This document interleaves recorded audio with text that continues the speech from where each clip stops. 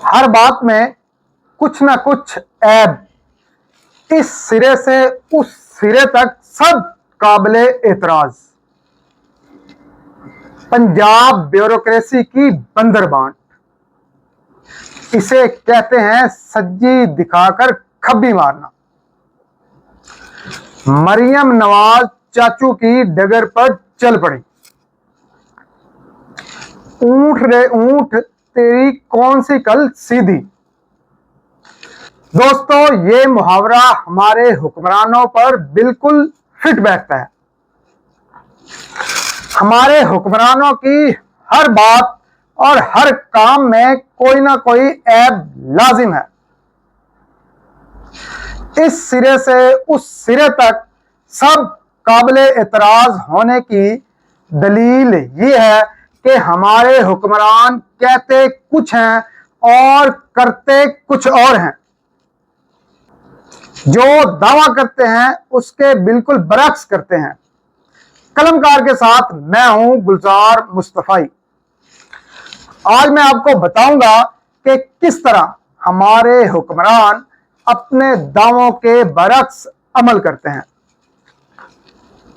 Bureaucracy किसी भी civil मुआशरे में रीढ़ की हड्डी की हैसियत रखती है।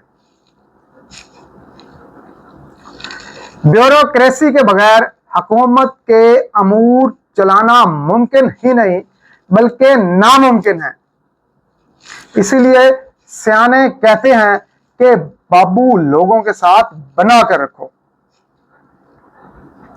ब्यूरोक्रेसी पाकिस्तान का वो आला तरीन तबका है जिसके जरिए अमूरे ममलकत के हर जायज काम में भी रुकावट पैदा की जा सकती है।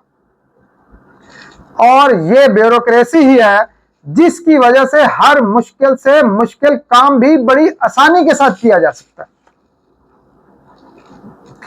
पाकिस्तान के साबिक अदवार पर अगर नजर डाली जाए तो पंजाब में जितने भी तरक्याती काम या फिर यूं कहिए कि जितने भी प्रोजेक्ट लॉन्च हुए हैं वो ब्यूरोक्रेसी ही की बदौलत पाया तकमील को पहुंचे हैं। जी हां, जितने भी तरक्याती काम पंजाब में हुए हैं वो ब्यूरोक्रेसी की मरहून मिन्नत हैं। शहबाज शरीफ के पंजाब में गुज़श्ता अदवार का अगर जायजा लिया जाए तो उनकी कामयाबी का राज भी यही था कि उन्होंने ब्यूरोक्रेसी का राज पा लिया। इसीलिए वो अपने इक़्तिदार को पंजाब की हद तक तूल देने में कामयाब रहे। साबिक वजीर आला पंजाब परवेज इलाही की कामयाबी का भी यही राज था कि उन्होंने ब्यूरोक्रेसी को नथ डालने की बजाय ब्यूरोक्रेसी के साथ बना कर रखी और पंजाब में काफी ज्यादा डिलीवर किया। अब बात करते हैं साबिक वजीर आला उस्मान बुज़दार की। वो पंजाब में डिलीवर करने में बुरी तरह नाकाम हुए। इसकी और बहुत सारी वजूहात थी, लेकिन इन वजूहात में से एक सबसे बड़ी वजह रिश्वत लेकर जूनियर अफसरान की तैनाती, मनपसंद और नाअहल अफराद को आला ओहदों पर फाइज करना था। अब बात करते हैं पंजाब की पहली खातून वजीर आला मरियम नवाज की। बज़ाहिर तो मरियम नवाज साहिबा ये फरमाती हैं कि मेरिट के बरखिलाफ किसी को तैनात नहीं करेंगी, लेकिन हकायक इसके बिल्कुल बरक्स हैं। पंजाब में एक बार फिर से आला ओहदों पर जूनियर अफसरों को तैनात करके सीनियर अफसरों की तौहीन की जा रही है। सरकारी महकमों के रोजमर्रा के अमूर में खुली मुदाखलत हो रही है। कई महकमों में जूनियर अफसरान को तरजीह दी गई है जूनियर ब्यूरोक्रेसी को तैनात करके आला ब्यूरोक्रेसी की दिल शिकनी की गई है। यकीन मानिए कि अगर यही सूरत रही तो फिर पंजाब के अवाम उस्मान बुज़दार का दौर बिल्कुल भूल जाएंगे। हमारे ज़राए के मुताबिक अगर यही सूरत रही तो सीनियर ब्यूरोक्रेसी खामोशी से अपना हाथ खींच लेगी और दफ्तरी अमूर में हुकूमत को सख्त मुश्किलात का सामना भी करना पड़ सकता है। वैसे शहबाज शरीफ ने भी अपने आखिरी दौर में यही एक गलत काम किया।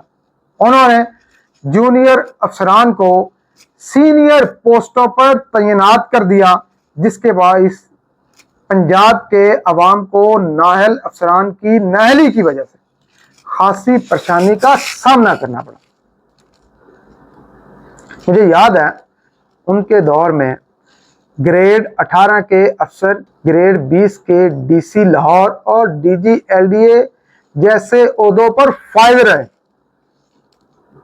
और अब मरियम नवाज साहिबा भी अपने चाचू की डगर पर चलकर ग्रेड 17 और ग्रेड 18 के अफसरों को ग्रेड 20 और 21 में पोस्टिंग दे रही हैं।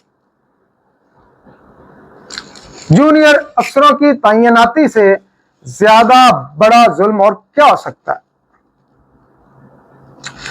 जुल्म यही नहीं कि ये जूनियर अफसर हैं, सितम जरीफी ये है कि ये जूनियर अफसर सिफारशी हैं।